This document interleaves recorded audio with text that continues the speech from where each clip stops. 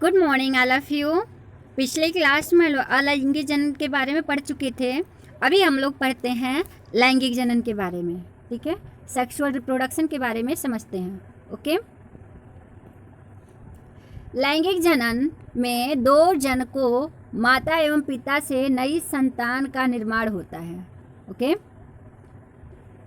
लैंगिक जनन के बारे में आप लोग पहले भी पढ़ चुके हैं और आज भी जानते हैं कि लैंगिक जनन के लिए दो सेक्स आर्गन का होना अति आवश्यक है। मेल एंड फीमेल का होना अति आवश्यक है। इन दोनों का जब संलयन होता है तो ही एक नए सेल का निर्माण होता है जिसको जाइगोट बोला जाता है। और ये जाइगोट जो है पूर्ण विकसित होकर एक ऑफस्प्रिंग या बेबी को जन्म देता है। ठीक है, निर्माण करता है। ओके, कह रहा है इस प्रकार के जनन में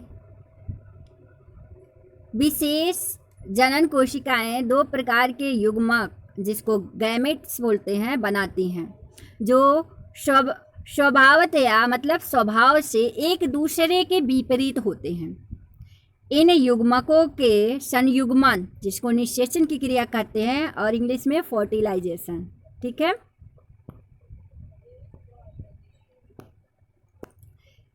जिनको निषेचन के फलस्वरूप नई संतान की उत्पत्ति होती है। ओके, जिनमें विभिन्नताएं उत्पन्न होती है। जैसे आपको बताए थे कि मेल और फीमेल जब संयुग्मित करते हैं तो मेल से कुछ लक्षण आते हैं और फीमेल से कुछ लक्षण आते हैं और दोनों मिलकर एक नए लक्षण वाले बेबी को बर्न करते हैं या बेबी का निर्माण होता है। तो कुछ ना कुछ उसमें विभिन्नताएं जरूर आ जाती हैं। ठीक है, ये युग्मक अपने व्यवहार के अनुरूप नर एवं मादा में वर्गीकृत हो जाते हैं। अब उनमें कौन सा लक्षण है, इनमें व्यवहार कौन सा है, वह जो बेबी बर्न लेने वाला है वो मेल होगा कि फीमेल होगा, ये डिफाइन करेगा उसके व्यवहार पे।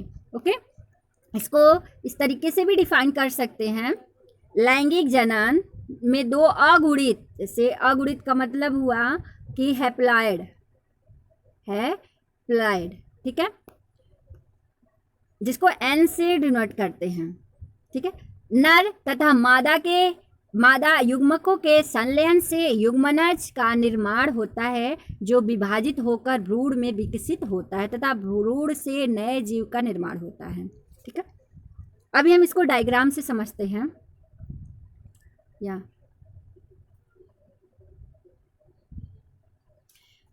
ये है, मान लीजिए ये जो स्ट्रक्चर बना है ये मेल है। क्या है? मेल है, जो कि कैसे हैं, अभी ये डिप्लॉयड है, अभी ये सेक्सुअल रिलेशनशिप में भाग नहीं लिया है। ओके, ये क्या है? फीमेल है। ठीक है, क्या है? फीमेल है। 2n है। 2n का मतलब हुआ डिप्लॉयड या द्विगुणित है।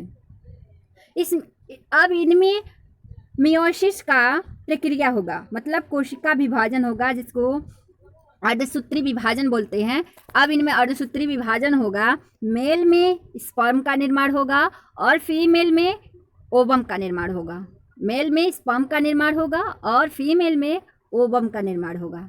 ओके, और ये स्पर्म और ओवम का जो निर्माण होता है वह हैप्लॉइड होते हैं, ना कि डिप्लॉयड होते हैं। ये कैसे होते हैं? हैप्लॉइड होते हैं, मतलब इनके गुणसूत्रों की जो संख्या होती है आधा हो जाती है। इसमें गुणसूत्रों की संख्या पूरा है 2n है और इसमें गुणसूत्रों की जो संख्या हो गई है वो आधा हो गई है, n हो गई है।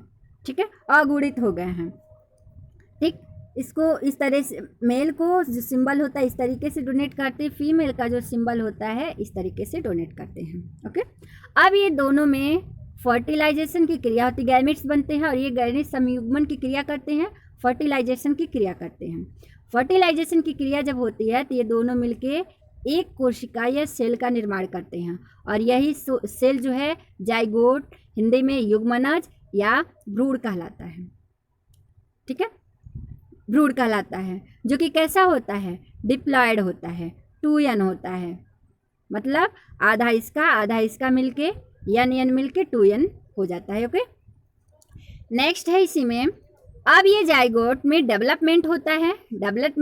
अब इसमें माइटोसिस विभाजन होता है। ये जो प्रक्रिया जो टोटल रही ये अर्धसूत्री विभाजन में पूर्ण हुआ।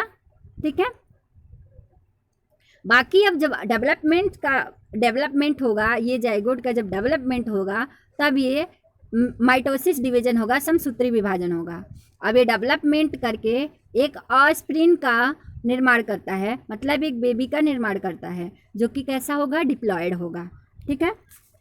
और वो बाद में वो जब पूर्ण रूप से डेवलप हो जाता है तो जो मदर होती है, फीमेल होती है, वह उसको बेबी के रूप में, या एक फॉर्मेशन हो रहा है तो फर्टिलाइजेशन की क्रिया, अगर वह ओबीपेरिस है तो अंडे देंगे, बेबी पेरिस है बच्चे देंगे, वो अलग की प्रक्रिया। लेकिन ये जो प्रक्रिया इतना घटित हो रहा है, टोटल ये नर और फीमेल, नर और मादा के मिलने से जो ऑफस्प्रिंग का क्रिया हो रहा है, ये टोटल सारे सजीवों में होता है, जो कि उच्च श्रेणी के सजीव होते हैं, जिनमें लैंगिक लक्षण जो प्रदर्शित होता है। ओके, ठीक है, इतनी बातें समझ में आ गई। नेक्स्ट टॉपिक में हम लोग पढ़ेंगे जंतुओं में लैंगिक जनन। नेक्स्ट टॉपिक हम लोगों का क्या है, जंतुओं में लैंगिक जनन।